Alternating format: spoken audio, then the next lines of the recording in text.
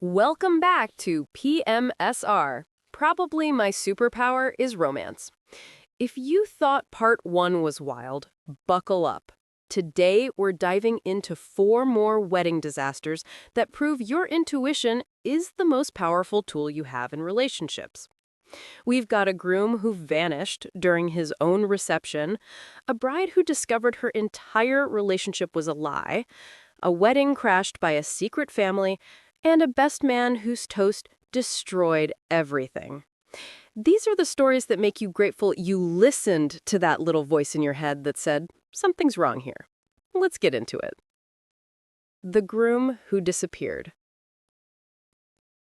Teresa and Michael had been together for 4 years when he finally proposed. Everyone said they were perfect together. Teresa was organized and practical. Michael was spontaneous and fun. They balanced each other out. Or so everyone thought. The thing about Michael's spontaneity was that it sometimes crossed into flakiness. He'd cancel plans last minute. He'd disappear for hours without responding to texts, then show up with some elaborate excuse about his phone dying or getting caught up with friends.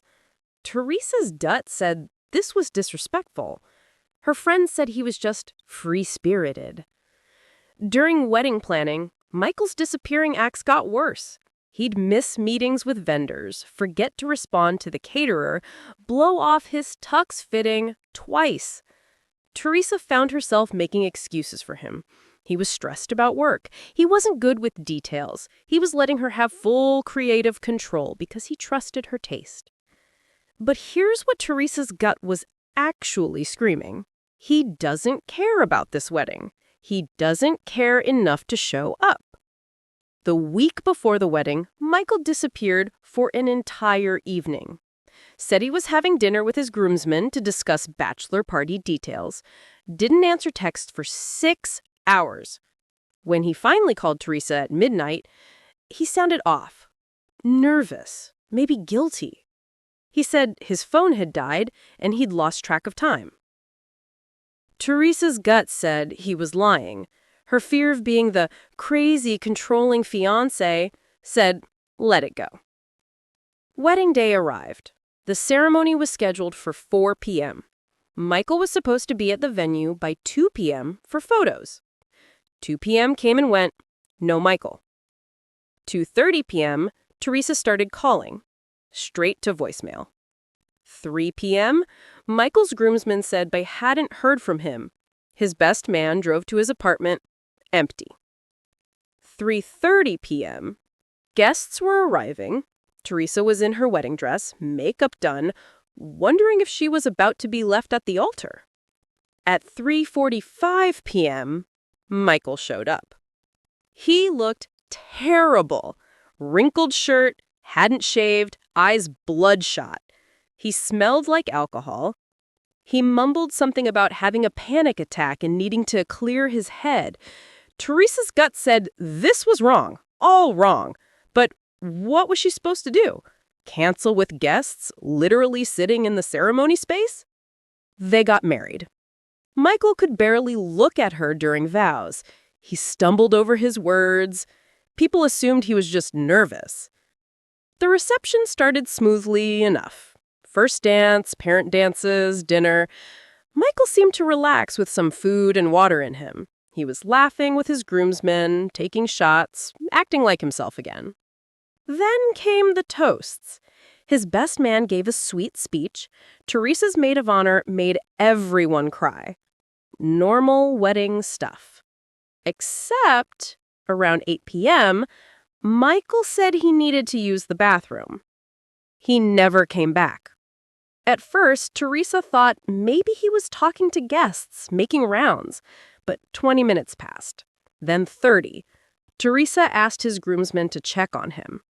They searched the entire venue.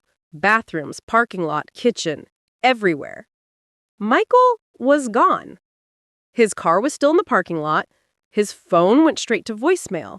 He had literally vanished from his own wedding reception with 150 guests still celebrating. Teresa stood there in her wedding dress, holding her bouquet, Watching guests realize the groom was missing. Some people thought it was a prank. Others started whispering. Teresa felt humiliation wash over her in waves. She made an announcement. Michael seems to have left. I don't know where he went or why. But there's still food and an open bar, so please stay and enjoy yourselves while I figure out what the hell is happening. She changed out of her dress and started investigating. Checked his credit cards. He'd taken an Uber to an address across town, an address Teresa did not recognize. She drove there. It was an apartment complex. She was about to call the police when Michael walked out of one of the buildings with another woman. Teresa sat in her car, watching her husband of 4 hours hug this woman goodbye, kiss her on the cheek, and look around nervously before getting into another Uber. She followed the Uber back to the venue. Michael walked back into the reception like nothing had happened, ready with some story about food poisoning and needing to find a pharmacy. But Teresa had photos, video from her phone, timestamps, evidence. She confronted him right there in front of everyone remaining at the reception, showed him the video, asked who the woman was. Michael's face crumbled. The woman was Ashley. They'd been dating for 6 months. He'd met her at a work conference and couldn't end it. He'd been planning to tell Teresa after the wedding, after the honeymoon, after... He didn't know when. He just couldn't face it. So you disappeared from our wedding reception to go see your girlfriend while I was here celebrating our marriage. Michael started crying. Apologizing, saying he had a problem. He was addicted to the thrill of new relationships. He needed help. Teresa was done. You should have needed help before you married me. You should have needed help before you let me plan this whole wedding thinking I was marrying someone honest. Get out. The annulment was finalized within weeks. Michael didn't contest it. He was too embarrassed to fight. Teresa later found out Ashley had no idea Michael was getting married. He'd told her he was going to a friend's wedding that day.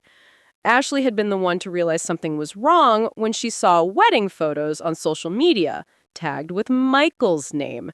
She had confronted him, broken up with him, and actually reached out to Teresa to apologize. Michael lost his job when his employer found out he'd been lying about work conferences to cover his affair. His friends stopped talking to him. His own mother told Teresa she should have left him years ago, that she'd seen the red flags but hoped Teresa could fix him. At PMSR, we call that the sunk cost fallacy. Staying in something bad because you've already put so much in. But bad investments don't become good investments just because you keep investing. They just become bigger losses. If you recognize the red flags before Teresa did, your RQ is already protecting you. Subscribe to PMSR for more stories that sharpen your instincts. Part 2. The Catfish Bride.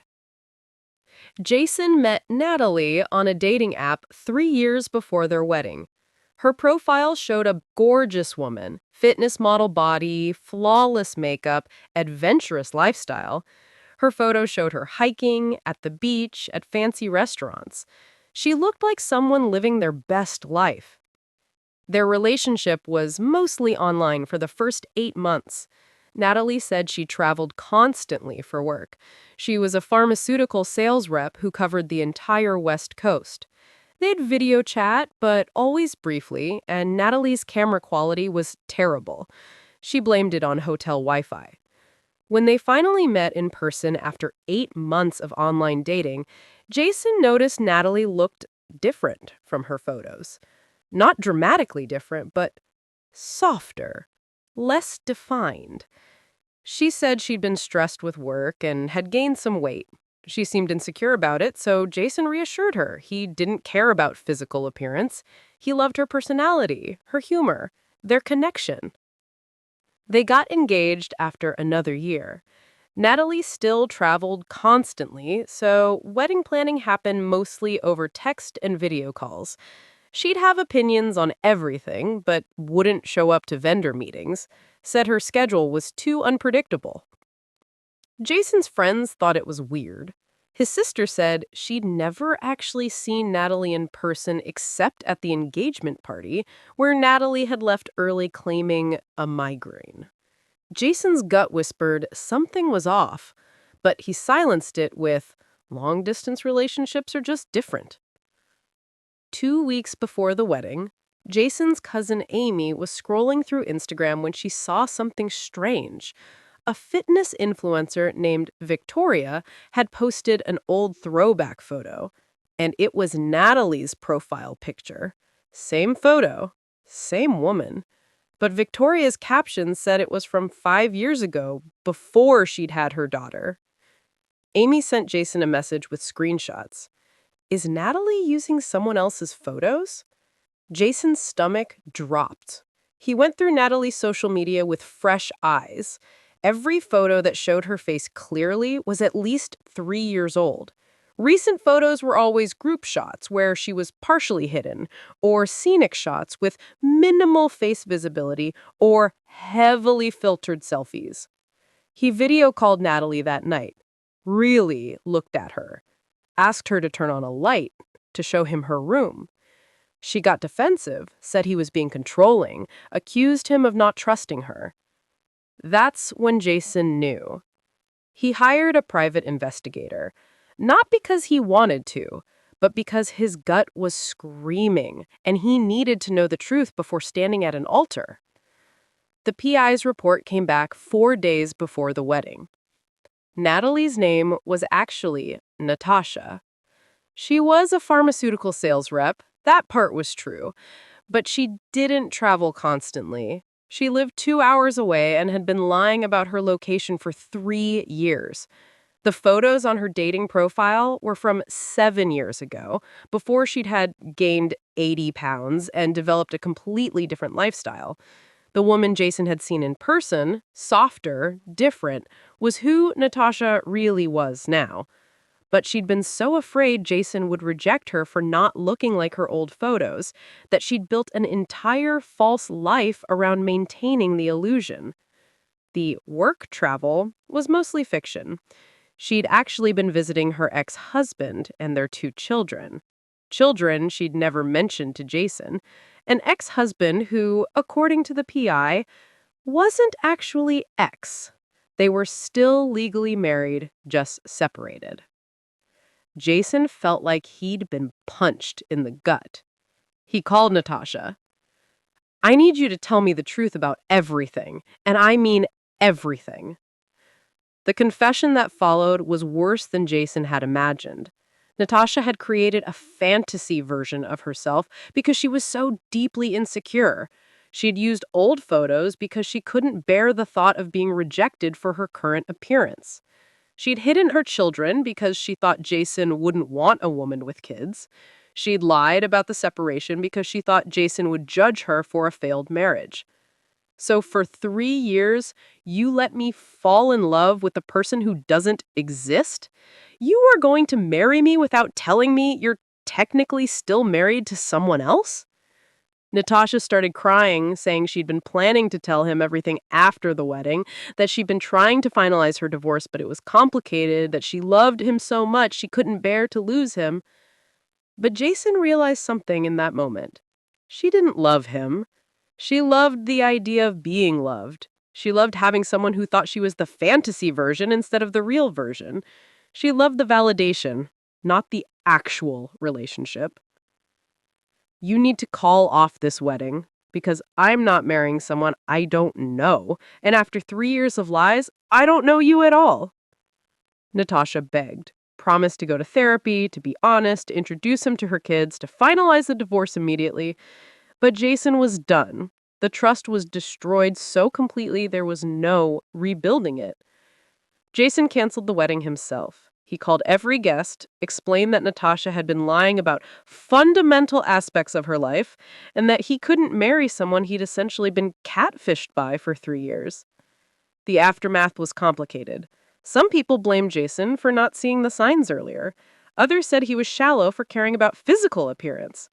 But the people who really understood knew it wasn't about looks. It was about honesty. Natasha had every right to look different from her old photos. She had every right to have kids, to be separated, to have a complicated past.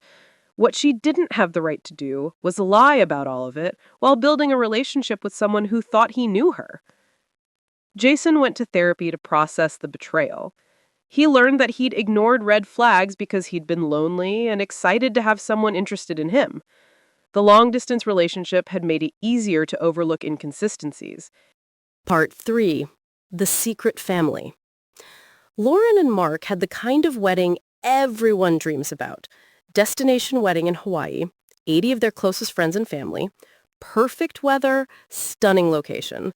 They'd been together for 6 years, lived together for 3, and seemed like the most stable couple in their friend group. Mark's family had always been a little distant. He'd explained that they weren't particularly close. His parents were divorced, his dad had remarried and moved across the country, his mom was dealing with health issues. Lauren had met his mom twice, briefly, never met his dad. Mark said it was complicated, and Lauren didn't push. Her gut occasionally whispered that it was weird how little she knew about Mark's family. But Mark was so open about everything else, his finances, his past relationships, his fears and dreams, that she figured family drama was just his one sensitive spot. The wedding week in Hawaii was magical. Lauren's family arrived first, filled the resort with energy and love. Mark's mom showed up 2 days before the wedding, seemed pleasant but kept to herself. Mark's dad didn't come, sent a card and a check, said he couldn't make it due to work. The wedding ceremony was perfect. Vows on the beach at sunset. Intimate and emotional. Lauren cried. Mark cried. Everyone cried. It was everything they had wanted. The reception was at the resort's oceanfront venue. Dinner, dancing, toasts. Lauren's father gave a tearful speech about gaining a son. Mark's mom gave a brief, awkward toast about hoping they'd be happy. Everything was going beautifully. Then around 9 p.m., a woman walked into the reception. She wasn't on the guest list. She was maybe in her late 30s, dressed casually, definitely not in wedding attire. She had 2 kids with her, a boy around 10, a girl around 7. She walked straight up to Mark. "We need to talk," she said. "Now."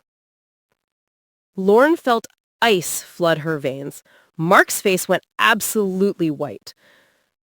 "Diane, what are you doing here?" Mark's voice was barely a whisper. "Didn't you think I'd find out?" Diane's voice was loud enough that people were starting to stare. "Didn't you think someone would see your wedding photos on Facebook and tell me?" Lauren stepped forward, trying to understand. I'm sorry, who are you?" Diane laughed, a bitter, broken sound. "I'm his wife. Or I guess I was his wife until I found out 2 hours ago that he apparently married you today." The music stopped. Everyone was watching now. "These are his children," Diane continued, gesturing to the kids who looked confused and scared. "This is Emma and Tyler, your husband, son, and daughter. The family he abandoned 8 months ago when he told me he needed space to figure himself out." Lauren felt like the ground was tilting. "Mark, what is she talking about?" Mark looked trapped, panicked. He tried to pull Lauren aside, away from the crowd, but she yanked her arm back. "Tell me right now, is this true?" The silence was damning. Mark's face said everything. It was true. All of it was true. Diane pulled out her phone, started showing photos to anyone who would look. Mark and Diane's wedding photos from 12 years ago, family photos with the kids, recent photos from Christmas, just 8 months before Mark had supposedly moved across the country for a job opportunity. "There was no job opportunity," Diane said to Lauren, tears streaming down her face now. He left us, told me he needed to find himself, stopped paying child support, blocked my number, and apparently started a whole new life with you, pretending we never existed. Lauren looked at Mark, this man she thought she knew completely. You told me you'd never been married. You told me you didn't have kids. I was gonna tell you, Mark stammered. It never seemed like the right time. Never the right time? Lauren's voice cracked. We've been together for 6 years. We lived together. We just got married. When exactly was the right time? Mark's mom stood up from her table, looking mortified. Marcus, please tell me this isn't true. The use of Marcus made Lauren's head snap up. Marcus, your name is Mark? His name is Marcus, Diane said quietly. He's been using his middle name with you, hasn't he? Mark is his middle name. Marcus Mark Sullivan. That's your husband. Lauren realized with horror that she'd never seen Mark's driver's license. He'd always handled their rental cars, their travel documents. She'd seen his passport once, briefly, but never really looked at it. He had always paid bills online. She'd trusted him so completely that she had never verified the most basic information about him. You lied about your name. You lied about being married. You lied about having kids. Lauren felt hysteria rising. What else did you lie about? Marcus, whoever he was, started crying. I wanted a fresh start. I was so unhappy in my old life. When I met you, I felt like I could be someone different, someone better. So you abandoned your kids? Diane's voice was sharp. You left your family and created a fantasy life where we never existed. The wedding guests were standing now, some trying to comfort Lauren, others calling for hotel security. Lauren's father looked like he wanted to murder Mark. Lauren's bridesmaids were crying. Lauren pulled off her wedding ring. This marriage is over. I don't care what I have to do legally, annulment, divorce, whatever, but I will not be married to someone who abandoned his children and lied to me about his entire existence. She turned to Diane.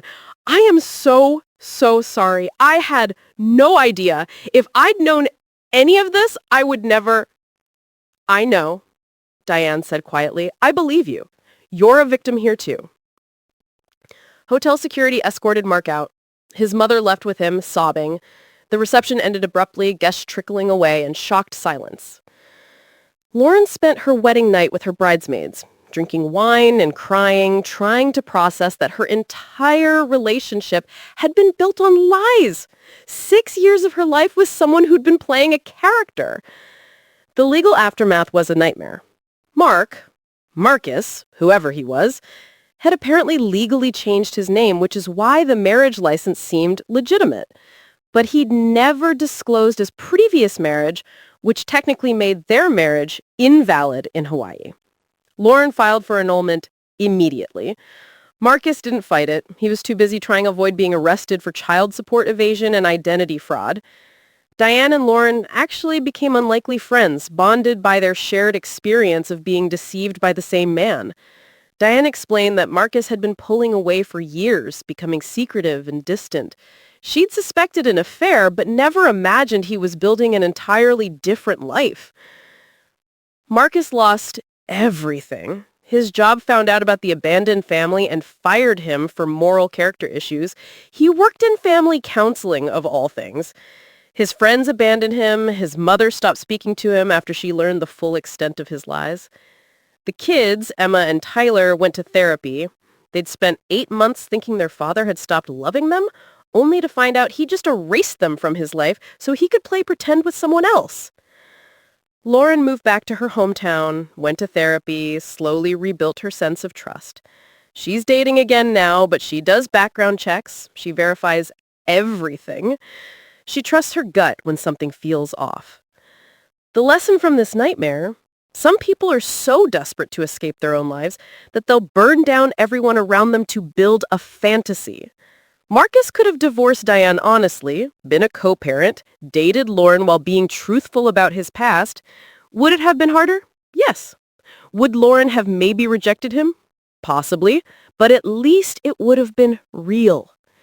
Instead, he destroyed two families and traumatized his own kids because he was too cowardly to face his own reality.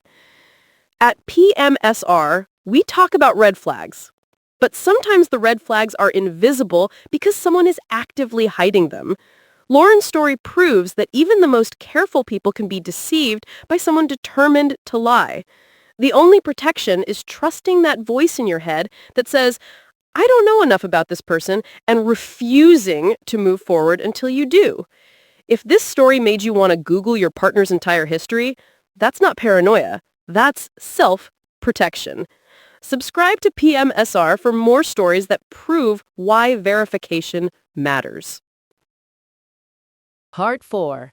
The Best Man's Toast. Alicia and Brett were high school sweethearts who reconnected at their 10-year reunion. Classic second chance romance. They'd both dated other people, had whole lives apart, but the spark was still there. Within a year, they were engaged. Brett's best friend since childhood was a guy named Connor. The three of them had been close in high school. Alicia, Brett, and Connor were inseparable. So, of course, Connor was the best man. During wedding planning, Connor was super involved. Helped with bachelor party planning, gave opinions on venues, was always around. Alicia thought it was sweet how supportive Connor was of their relationship. But there was something Alicia's gut kept picking up on. The way Connor looked at Brett sometimes. Not jealous exactly, more like sad, resigned. Like he was watching something slip away. Alicia mentioned it to Brett once. Does Connor seem okay to you? He seems kind of down lately. Brett shrugged it off. He's been stressed about work. He'll be fine. Wedding day arrived without incident. Beautiful ceremony, happy couple, everything perfect. The reception was at a historic mansion, gorgeous and elegant. Dinner was served. Then came the toasts. Alicia's maid of honor gave a lovely speech about friendship and love. Brett's dad gave a tearful welcome to Alicia. Standard wedding stuff. Then it was Connor's turn. He stood up, champagne glass in hand, looking nervous. He started normally, talked about growing up with Brett, their childhood adventures, inside jokes. Everyone laughed. Then Connor's tone shifted. I've known Brett for 27 years. I know him better than anyone in this room. I know what he's like when he's happy, when he's sad, when he's pretending to be okay when he's not. Brett's smile started to falter. And I know what he's like when he's in love. Really, truly in love. The kind of love that consumes you, that makes you stupid, that makes you willing to sacrifice everything just to be near that person.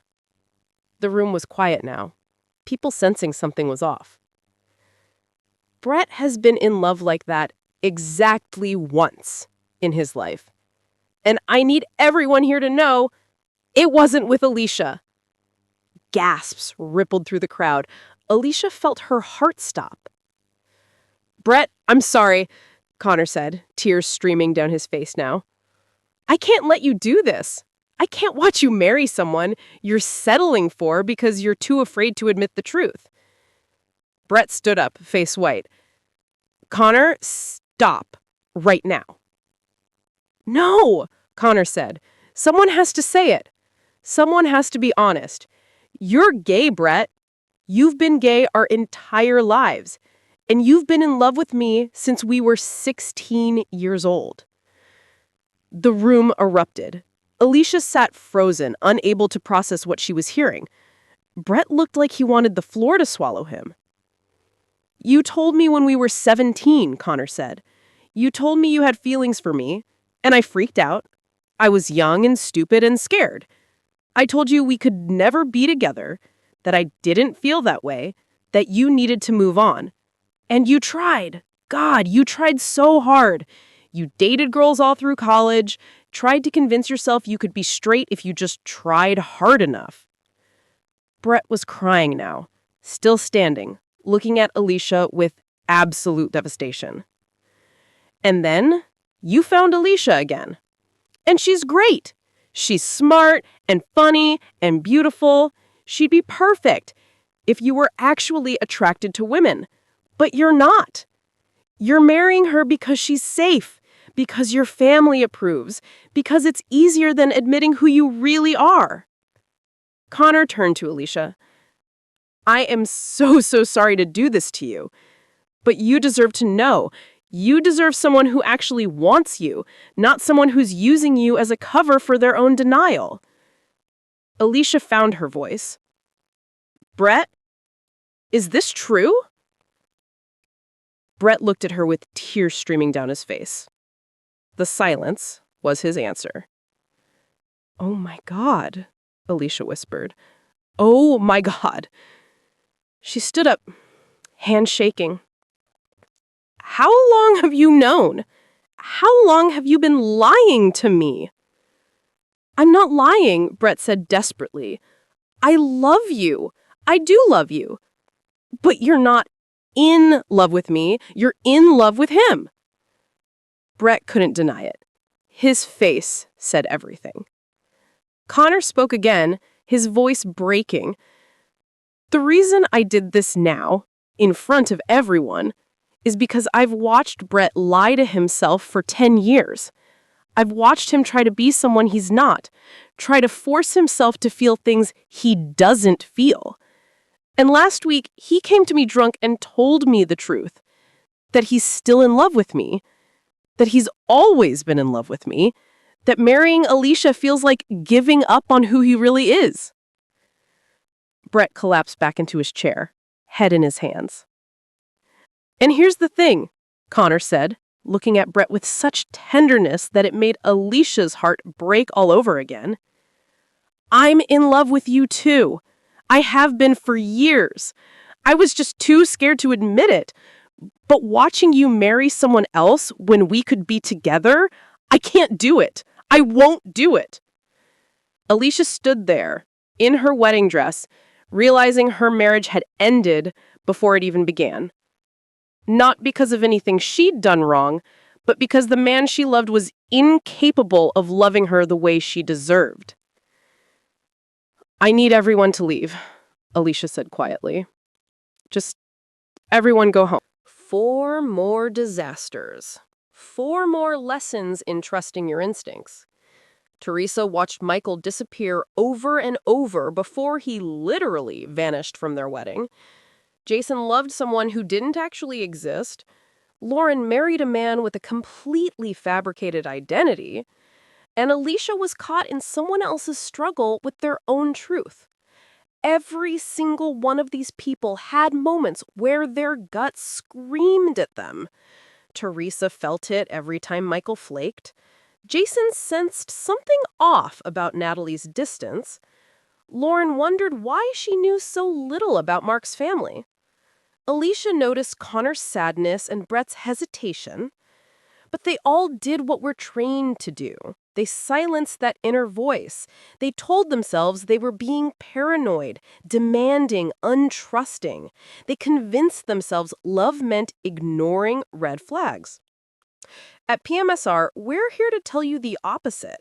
Love means paying attention. Real love happens when someone's words, actions, and reality all align. When they show up consistently, when their story makes sense, when your gut says, yes, this feels right, instead of, something's wrong, but I can't prove it. These 8 stories across both parts prove that your intuition is your greatest protection. The more you practice listening to it, the sharper it becomes. Every story you hear is training for your real life, pattern recognition that could save you from years of heartbreak. Hit subscribe if these stories are making you trust your gut more.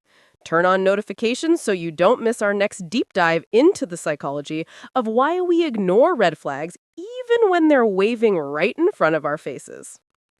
Drop a comment telling us which story from part 1 or part 2 shocked you most, or share your own experience with trusting your intuition. We read every comment. Remember, your gut is always right. Your intuition is your superpower. And at PMSR, we're here to help you build your romantic intelligence one story at a time. See you in the next one.